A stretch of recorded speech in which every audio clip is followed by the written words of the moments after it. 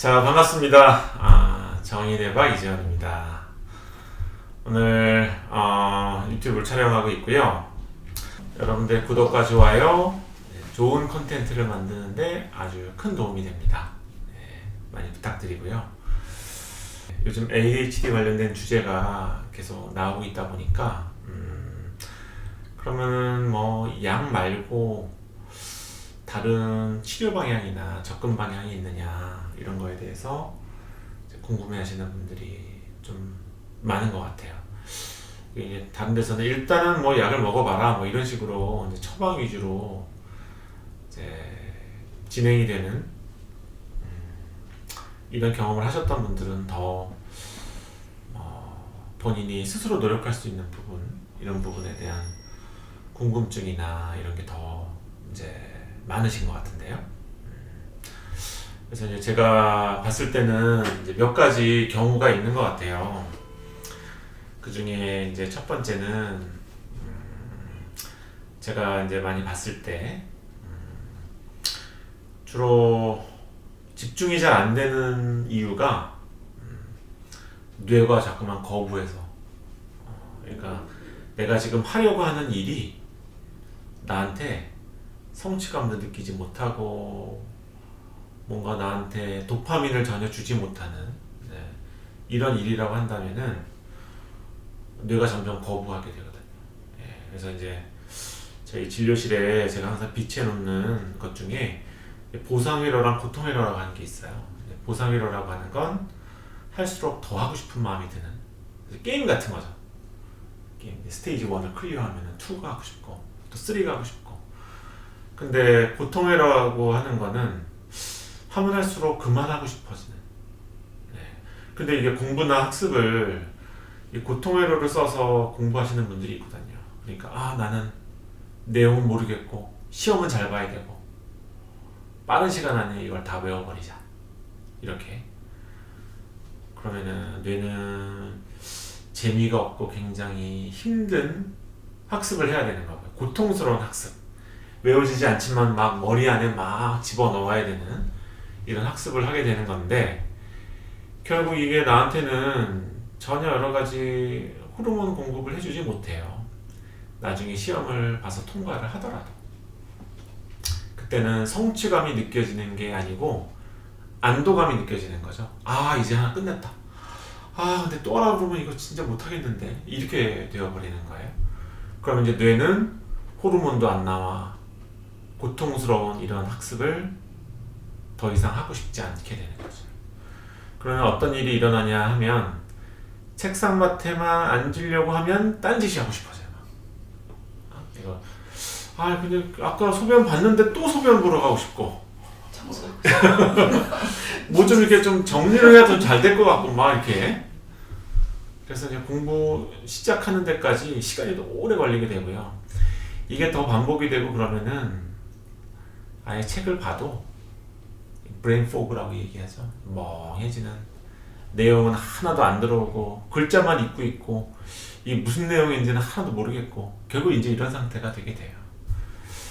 그래서 저한테 오시는 분들 중에 많은 분들이 제가 봤을 때는 이 학원 이 학교 시스템 이게 사실 문제예요. 그래서 어쨌든 뇌가 실증을 내지 않게 괴로운 공부가 아닌 즐거운 공부를 할 수 있게 그렇게 바꿔줘야 되겠죠. 저도 근데 경험이 있는 게, 그러니까 저도 무슨 수학 공식을 뭐 이렇게 외우라고 하는데 그 당시에 너무나 막 머리가 아파가지고 이걸 어떻게 외우나 막 이랬는데 이제 몇 년이 지나고 난 다음에 무슨 이렇게 일반인들이 보는 뭐 수학 뭐 공식에 대해서 교양서죠. 교양서가 이렇게 도서관에 가보니까 있더라고요. 그래서 피타고라스는 어떻게 만들어주고 뭐 이런 걸 쭉 써놨어요. 그걸 보고 나니까 이래서 이게 생겼고 이래서 이게 됐구나 이해가 되고 나니까 딱히 외우려고 하지 않았는데 그게 막 떠오르더라고요. 그래서 그랬구나. 이렇게 되니까 확실히 이게 내가 왜 공부를 해야 되는지 이게 왜 이렇게 할 수밖에 없었는지 이런 백그라운드를 아니까 훨씬 더 이렇게 기억도 잘 되고 그러니까 저장도 잘 되고 아웃풋도 잘 되고 이런 경험을 한 적이 있어요. 그래서 예전에 이제 의과대학 후배, 예과 1년 후배인데 저랑 같은 동향 친구였는데 그 친구가 저 선배님 공부 잘하고 싶습니다 막 이러는 거예요. 그래서 그래 그렇다면은 그 교양 서적을 일반인들 대상으로 한 교양 서적이 있다. 뭐 생물학이 됐든 뇌과학이 됐든 그런 거를 좀 읽어보면 이렇게 나중에 입문하기가 되게 편할 수도 있다. 그러니까 그 얘기를 했는데 나중에 그 친구가 굉장히 그게 도움이 됐다고 얘기를 하더라고요. 그래서 나도 안 써먹은 거야. 그 친구는 써먹어가지고 걔는 뭐 굉장히 수석하고 막 이랬던 제 경험이 있습니다. 자, 그다음에 두 번째는 이제 왜 뭐 이렇게 뇌파 보면서 땡글이라고 표현을 많이 하고 그러셨잖아요. 이게 이제 불안도가 너무 높아서 집중력이 떨어지시는 분들이 있어요. 근데 자기는 뭐 불안이 있는지도 모르세요. 보통 그렇죠? 네, 맞아요. 나는 불안한 게 전혀 없는데요. 근데 뇌파를 보면은 이제 뇌 뒷부분에 아주 시뻘건 이런 게 있는 거고요. 이게 왜 생겼을까요? 나는 불안하지도 않은데 이렇게 이야기하시는 분들이 있죠. 근데 그게 어쨌든 불안에 관련된 회로가 작동하고 있다는 거거든요. 계속. 그러면 이제 전두엽이 쓸 수 있는 에너지가 없습니다. 불안으로 다 소모가 되어버리는 거지. 그렇죠? 그래서 이 불안이라고 하는 거는 원래 정상적인 기능이 있는데 사람은 약간 불안하면은 더 긴장하고 더 뭔가를 좀 더 잘 챙기고 뭔가를 좀 더 잘 추스리고 이렇게 돼요. 약간은 이제 여러 가지 어떤 각성 상태가 좀 올라가게 되면서 이게 불안의 기능인데 여기서 조금 더 이제 지나치게 가버리게 되면 그때부터는 이제 퍼포먼스가 쭉쭉 떨어지게 되는 거죠. 그러면서 에너지는 고갈이 나고. 그래서 이렇게 되면 집중력이 떨어질 수밖에 없어요. 얼마 전에 왔던 제 환자분도 결국 뭐 CPT 점수 저희가 집중력 검사하는 점수가 매우 안 좋으시더라고요. 이제 그래서 봤더니 아주 그 불안에 관련된 회로가 너무 강하게 그러면서 나는 다 누른 것 같은데 왜 이렇게 빠뜨린 게 많죠? 저한테 물어보시더라고요. 맞아요. 정말 많이 써요. 자기는 다 눌렀다가 다 눌렀는데 왜 이렇게 많이 빠뜨렸죠? 이렇게. 심지어는 저 100점이죠. 이런 분도 있어요. 그래서 이렇게 나도 모르는 사이에 이제 머리가 복잡하게 다른데 불안을 막 사용하다 보니까 그러니까 이제 집중력이 떨어지는 것까지 가는 거죠. 이런 분들은 불안을 줄여야 돼요. 그래서 그런 분들한테 제가 맨날 하는 이야기가 그냥 내가 완벽하게 하려고 하지 말고 내가 그냥 할 수 있는 만큼만 하자. 내가 지금 할 수 있는 만큼만 이게 부족해도 이게 뭐 한 30분밖에는 내가 할 수 없어도 이렇게 하다 보면은 30분이 1시간이 되고 점점 늘어나겠지. 이제 불안 회로가 강하신 분들이 갖고 있는 특징이 나 뭔가 문제 있어. 이 생각이 아주 가장 기본이 되거든요. 나는 뭔가 문제가 있어. 그래서 내 몸이 어디가 안 좋으니까 내가 지금 이러는 걸 거야. 내 뇌가 문제가 있어. 집중이 안 되는 거 보니까 내 뇌에 뭐 알츠하이머가 온 거 아니야? 맞아요. 내 뇌가 뭔가 여기가 심하게 망가졌어. 내가 야동 좀 봤는데 도파민 회로가 망가졌나?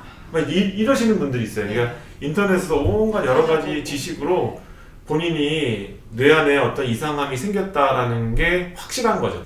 근데 이렇게 막 감시하고 나름 모니터링하고 이런 게 다 불안회로가 돌아가는 거거든요. 불안회로가 이렇게 돌아가면서 전두엽으로 갈 수 있는 에너지를 여기서 축내버리고 마는 거죠.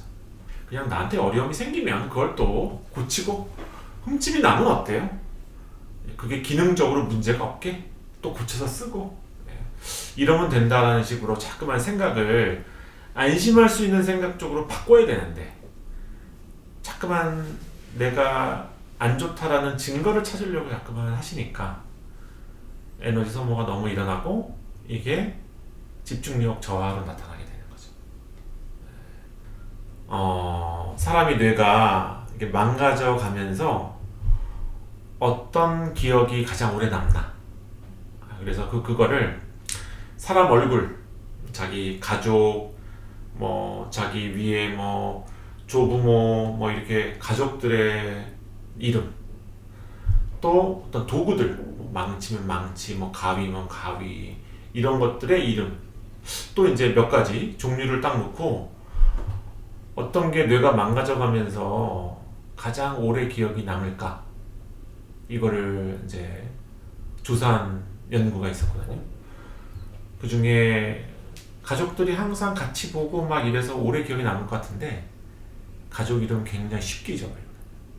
퇴행성 변화가 오게 되면 사람이 이름을 까먹는 건 굉장히 진짜 쉽게. 이게 다른 거랑 이제 앵커리지라고 보통 이야기해요. 앵커가 딱 걸려서 이게 뇌 안에 어떤 개념이 한두 개가 끊어져도 이게 움직이지 않게 딱 만들어져야 되는데, 사람 이름 같은 건 앵커가 별로 없는 거예요. 그래서 그 연구에서 가장 오랫동안 이 이름이나 이런 거에 대한 기억이 남았던 게 도구예요. 도구는 그 자체로 모양도 있고, 그 자체로 뭔가 촉감도 있고, 또 내가 사용하면서 했던 이런 느낌들, 뭐 가위질을 했을 때 그런 느낌, 사용처 이런 것들이 다 있으니까 이게 앵커가 굉장히 많은 거죠. 뇌 안에 어떤 게 만들어진. 그래서 그게 가장 오래 기억에 이제 남는다, 이렇게 그 연구 결과가 나왔는데요. 그래서 우리 사람이 뭔가 집중하거나 이런 어떤 퍼포먼스를 보이는 것도 뇌 안에 어떤 지식들이 그냥 앵커되어 있지 않고 둥둥둥둥 떠다니게 되면 그거는 쉽게 없어져 버려요. 그거는 내 지식이 아닌 거예요. 그러니까 막 시험 보기 위해서 뭐 1번, 뭐 2번은 뭐 3번은 뭐 4번은 뭐 이렇게 외운 거는 진짜 이게 기억에도 하나도 남지 않게 되는 거고, 그냥 사라져 버리는, 시험을 보는 순간 이제 다 까먹어 버리는 이제 지식이 되어 버리는 거죠. 그래서 앵커가 만들어져야 내가 어떤 이제 일을 한다라고 했을 때도 이거에 대한 여러 가지 어떤 구체적인 계획이 나오고, 이거에 따라서 한 단계 한 단계 진행할 수 있는 이런 어떤 능력들이 생기게 되는 건데, 근데 그동안의 학습이나 여러 가지 것들이 이제 그런 바탕으로 되어 있지 못했다. 그러면은 이게 굉장히 산만해지고 집중이나 문제 해결이 안 될 수밖에 없는 거거든요. 그러니까 나한테 어떤 문제가 딱 주어졌다, 딱 그랬을 때 이거를 여러 가지 어떤 개념들이 조합이 되어 있는 사람들은 이거를 어떻게 풀어가야 될지에 대한 개념이라든지 이런 게 생기기가 쉬운데, 그런 게 전혀 없으면 그냥 둥둥둥둥 떠있는 지식이 그냥 있다가 없어지는 이런 상태면 이거에 대해서 전혀 아이디어나 이런 게 없겠죠. 그럼 문제 해결이 어려운 거예요. 그럼 보통 어떻게들 하냐? 딴 사람 어떡하나 이렇게 보는 거죠. 그래서 레포트도 혼자 레포트 못 쓰고 다른 사람 이전 레포트를 봐야 쓰고, 내가 어떤 일 추진하는 것도 옛날에 똑같은 일을 어떻게 썼는지 봐야지 할 수 있고, 그래서 본인의 전혀 이게 크리에이티브한 아이디어나 이런 것들이 들어가지가 않는 거죠. 그래서 이렇게 되면은 정말 ADHD와 비슷한 어떤 형태로 집중이 떨어질 수밖에 없는 이런 상태가 되겠죠. 그래서 지금 이제 세 번째까지 했는데, 그리고 그거 말고 집중이 떨어질 수 있는 원인은 지금 이제 제가 말씀드린 거는 어쨌든 여러 가지 이제 뇌에 집중력을 발휘하는 전두엽의 기능이 그래도 어느 정도는 이제 유지가 되는 상태를 말씀드린 건데, 전두엽의 기능이 유지가 안 되는 경우가 발생을 하죠. 그죠? 뭐 굉장히 다양한 어떤 원인으로, 어쨌든 전두엽 기능이 떨어지면은 사람은 ADHD 비슷하게 될 수밖에 없어요. 그래서 이게 뭐 수면이라든지 이런 여러 가지 것들에 문제가 있다든지, 아니면 뭔가 이렇게 술이나 이런 것들을 너무 많이 마셔서 반복되는 음주로 전두엽 기능이 약해진 거예요. 아니면 그 이외에도 여러 가지 외부적인 요인, 뭐 약에 관련된 요인도 있을 거고, 또 요즘 뭐 수면제, 안정제 이런 거에 관련된 요인도 있을 거고, 그래서 뇌에 좋지 못한 뭐 과도한 음주부터 시작해서 이런 요즘은 왜 유해 환경들이 굉장히 많잖아요. 우리 원장님께서 말씀하셨던 것 중에서는 그 금방 말씀하셨던 뭐 수면 문제나 뭐 이런 유해 환경 뭐 이런 문제들이 정말 많거든요. 그 뇌파를 찍어봐도 이분은 잠만 조금 잘 자고 피곤함이나 이런 문제만 해결이 되면 많이 올라올 수 있겠다 그런 싶은 패턴들이 있어요. 그러니까 그런 경우가 의외로 꽤 많거든요. 실제로 뇌파를 안 찍어본다 하더라도 약을 쓰면서 이렇게 안정제나 이런 걸 줄여가면서 환자분이 정말 점점 더 차분해지는 게 이렇게 느껴지는 경우도 굉장히 많고, 그래서 스스로도 또 이렇게 얘기하시고 많이 뭔가 사람이 차분해지고 이제 좀 덜 불안하니까 책도 읽혀요 뭐 이러신 분도 있거든요. 그래서 실제로는 아주 자그마한 곳에서 이런 집중력 문제나 이런 부분이 해결이 될 수 있는 그런 경우가 꽤 있거든요. 그래서 뭐 이렇게 인터넷이나 이런 데 떠도는 뭐 집중력 테스트 무슨 테스트 같은 거 너무나 이렇게 겁먹지 말고 또 그것도 너무 맹신하지 마시고 내가 이런 경향은 있구나 라고 생각하실 수는 있겠지만 이제 그거를 너무나 이렇게 막 진짜 병인가 뭐 이렇게 생각하는 것보다는 한번 뭐 이렇게 이게 정말 문제가 된다 싶으면 잠이라든지 주변의 어떤 생활 습관이라든지 이런 걸 한번 교정해 보시고 난 다음에 그럼에도 불구하고 계속 있는 것 같다 그러면 정말 이제 병원에 와서 한번 평가를 받아보시는 게 좋겠죠. 그래서 가장 쉬운 것부터 한번 이렇게 체크를 해보시는 것이 참 되게 중요할 것 같다라는 생각이 듭니다. 네, 오늘 영상은 여기까지 하도록 하겠습니다. 네, 감사합니다. 네, 감사합니다.